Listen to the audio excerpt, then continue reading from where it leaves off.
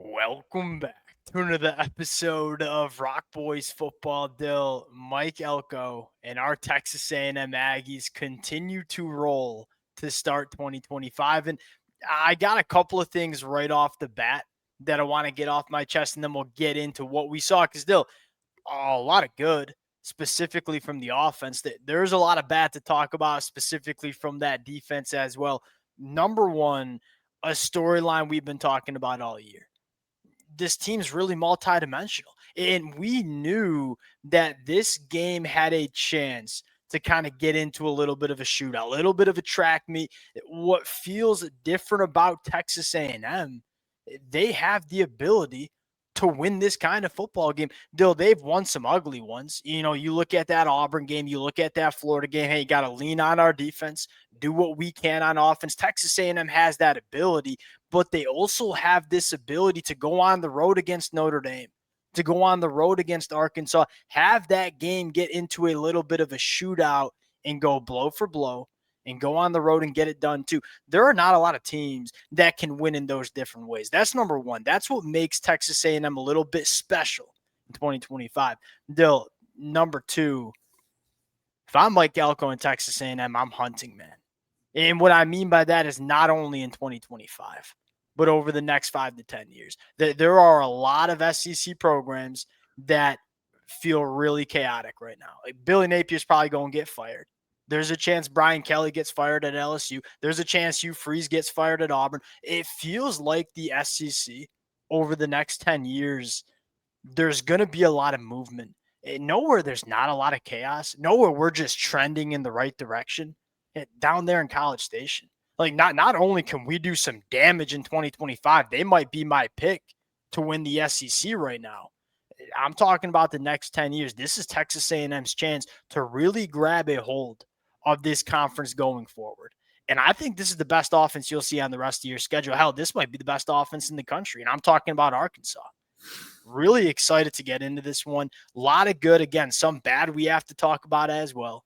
To the Texas A&M fans who've been rocking with the boys, man, y'all already know this is very quickly becoming one of our favorite programs to talk about. And the amount of support that this fan base has shown the boys, been amazing. Appreciate you guys. If y'all do enjoy the content, consider subscribing to the channel. Dill, I will give you the T-box here. General takeaways from, I guess you can say, an ugly win, but a road win in this conference. What are the biggest takeaways we have coming out of this one? You said, I mean, just the ability to win any way that a game is played. And like, yeah, we saw the Auburn game where it was slow and it was a little bit more of a grind fest. And Yeah. obviously Auburn being able to pretty much just, or Texas A&M, sorry, being able to choke that Auburn team out. And frankly, in this game too, I know the scoreboard looks close, but I don't know. It never really felt like it was out of control for Texas A&M because their offense was playing that sort of way. Yeah. And I know they were playing a little bit sloppy on defense, but they don't let the games get out of control on them where I feel like, oh, this feels like it's slipping away a little. You know, I think that's probably fair. Whereas like they seemingly felt, and I don't think Mike Elko felt comfortable at all with what was going on defense, but from a general takeaway standpoint, like Texas A&M feels comfortable in this kind of game. And we kind of knew going on the road against this Arkansas offense, this game had the chance to look like this, where it was going back and forth, blow for blow. And our conversation we had in our preview and prediction episode was, we think Texas A&M can live there too. Last year, this Texas A&M team's getting upset. Like they just didn't have the offensive firepower to go blow for blow with a team like Arkansas that can score on anybody in the country. This year they do. Now you look at that road trip to LSU next week and say, all right, that one might be a little bit slower, right? And it might be a little bit more of a defensive game. Well, guess what? I got a ton of confidence that Texas A&M can win that style of game as well. There are not a lot of teams that can say that across the country. Now, getting into what we saw, Dale, Marcel Reed, best game of his career. Is that a factual statement to make here? Yeah, I thought he was really, really good. And again, I think he's been good all year. I think one thing I really liked is they were distributing the ball a little bit better. Yeah. I feel like there's been too many games where it was like the Craver Concepcion show and you weren't really spreading the ball around a ton, getting tight ends involved. Obviously Bethel Roman having a nice game, Terry Bussey catching a nice pass. Like, I did like the way they were getting more guys involved than just the top two horses. Huge storyline. I wanna start with Marcel Reed and say that there was two things that stood out. Number one, he was processing at an elite level, man. And he was taking his checkdowns when they were there. I mean, he was extending plays. And hey, when it was time to tuck that football down and go be an athlete, like we know Marcel Reed did that too. I mean, he managed the game, high level throws. He did everything at a really, really high level. I think you have to give a massive shout out here too in this Texas A&M offensive line and pass pro. We knew they were going to be able to run the football, right? That's not a massive surprise. What they run it for? They ran 217 yards on the ground, 6.2 per carry. It ain't that surprising. One of the questions I had was, Arkansas sneaky's got some guys and get after the passer. I thought Texas A&M's offensive line held up in pass protection. You took 0 sacks on the game, only 2 TFLs. You didn't really go backwards. Really good performance from the offensive line. Really good pocket management from Marcel Reed. Ashton Bethel-Roman, huge, because it was very clear Arkansas was trying to take Mario and Casey away. And that's hard to do because those guys are just playmakers and can get involved in so many different ways. We had that question of, hey, if a team figures out a way to put a bottle on Casey, put a bottle on Mario Craver, do we have that third answer? Ashton Bethel-Roman got some one-on-one matchups, and he won those matchups. That is another element that we kind of knew Texas A&M would need if they want to go make a run in the playoffs. That was the first game where you saw Ashton Bethel-Roman really consistently go out and make plays for his team. I think that's a sneaky, huge storyline for Texas A&M going forward in 2025.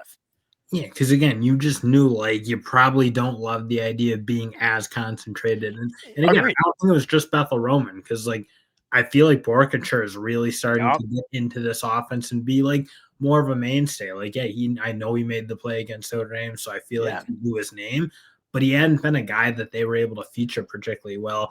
I just like the way they're getting everybody involved now in what I love these tight ends. And are they the most dynamic pass catchers in the world? No, probably not. They do their job catching the football.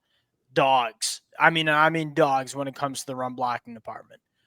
Talk about running the football, man. Well, number one, just from a broad takeaway standpoint, we don't give Colin Klein enough credit for how he can dial up a run game, man. They run it in so many different ways. They got a bunch of different backs who can do different things. They get their quarterback involved. They get their wide receivers involved in some jet sweep stuff too.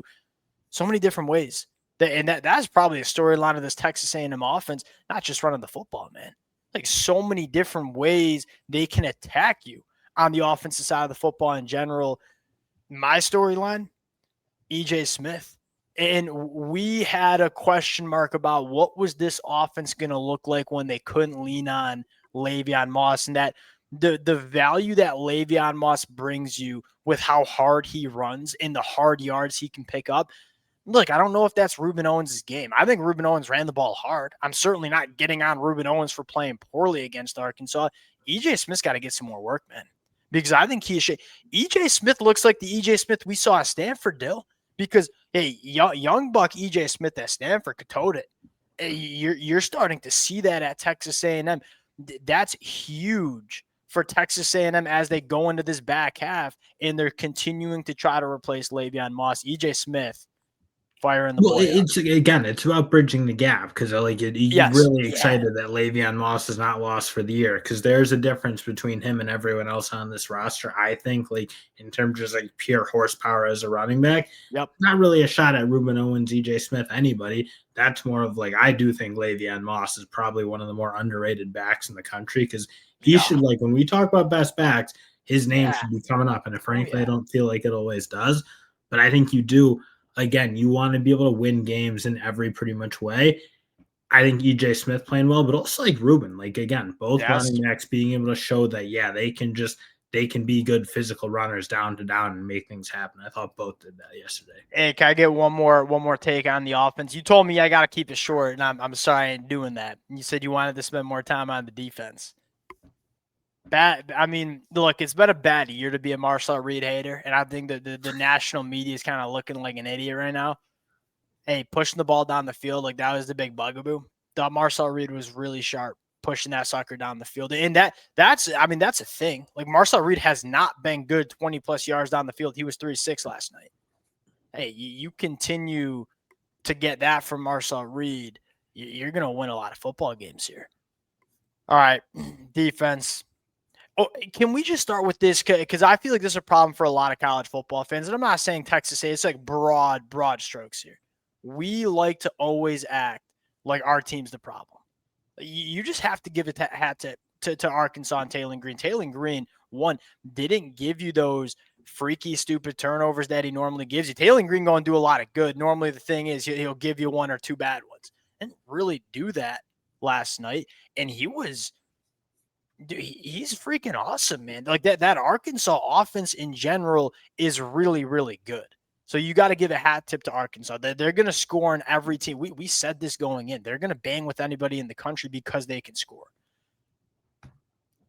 But at the same time, that was really bad in the first half from Texas A&M.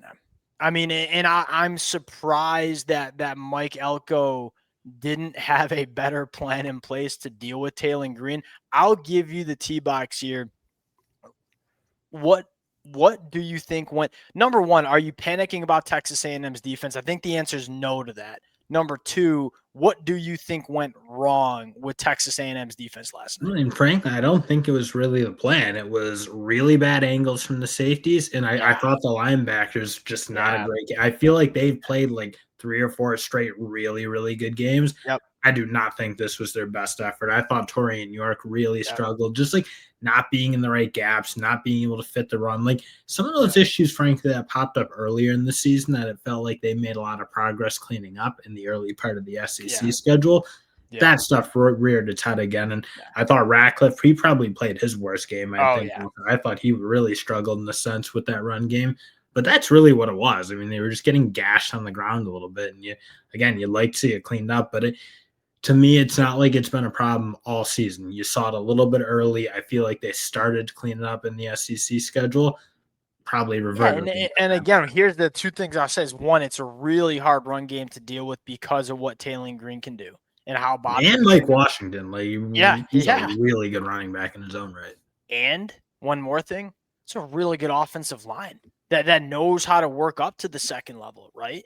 And so the combination of all of that plus Texas A&M not playing their best football, that's how you gave up 42 points here. I would second the Marcus Ratcliffe conversation. That's got to be better, right? My take on the secondary was it really wasn't as bad as the box score would indicate. Taylor Green, 3.5 seconds time to throw last night. And it's not on the defensive line because that pass rush was winning. I mean, Cassius Howell's got to be so frustrated because Cassius, he made a 7-quarter. He was whooping tail up there, right? It's just like you winning on your pass rush is not even half the battle when it comes to sacking Taylor Green with how creative and dynamic he can be. Taylor Green extending plays, it's just really hard to stay in coverage that long when you have a quarterback that's so difficult to corral and so comfortable playing. If Arkansas had a better defense and they were and this is very realistic, like a 5-2 football team, as opposed to and very realistic, we'd be talking about Taylor Green as a Heisman Trophy candidate. I firmly believe that this kid's really, really good. I wish he had another year of eligibility and he could go play somewhere else that had a better defense.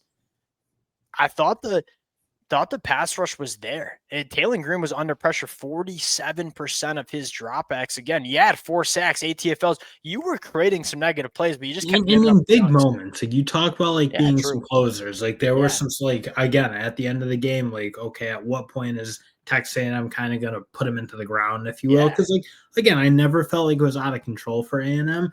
But it did feel like, well, you're letting them hang around and you can make a mistake at this point and things can turn. I wasn't that ability to close it down. Deion Hayes is really starting to crank up. Dude, huge game story. Game after game, really good football. Cassius Howell's been that guy. I think that's a big moment in that game to be able to get your defensive ends to make that sort of play. You fired me up there. Deion Hayes, man. Had him in my notes too.